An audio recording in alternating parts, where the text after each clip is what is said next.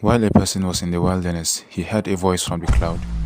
What I said just now is a Sahih Hadith said by the Prophet ﷺ, narrated by Abu Huraira.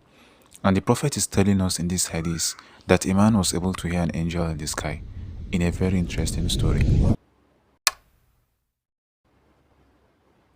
Before we start our story today, I want us to know two things. First thing is that angels are creatures of Allah and they have their own world. They have no free will and we can't see them because of the screen between us. Secondly, there are exceptions when the angels turn into men or are sent to teach some specific lesson. In this case, not only the prophets alone can see them, but the rest of humanity also. Like in the case of the daughter of Prophet Lut alayhi salam, Maryam bint Imran, and the companions when they saw Jibril alayhi salam in human form. In this story, something nearly to that happened, so let's dive in.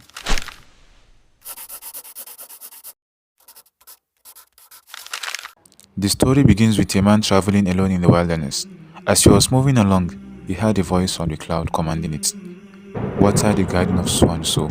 As the man raised his head to see the source of the voice, he saw the clouds moving aside. The clouds rained on a stony ground. The interesting part of it is that there was a channel in that land, and water filled it. The man followed the water and he found a person standing in the garden, busy changing the course of water with the help of a hatchet. The man went straight to him. He said to him, "Servant of Allah, what is your name?" He said, "So and so," and it was that very name which he heard from the clouds. He was very confused and asked the man, "Why do you ask me my name?" He said, "I heard a voice from the clouds saying, 'Water the garden of so and so,' like your name.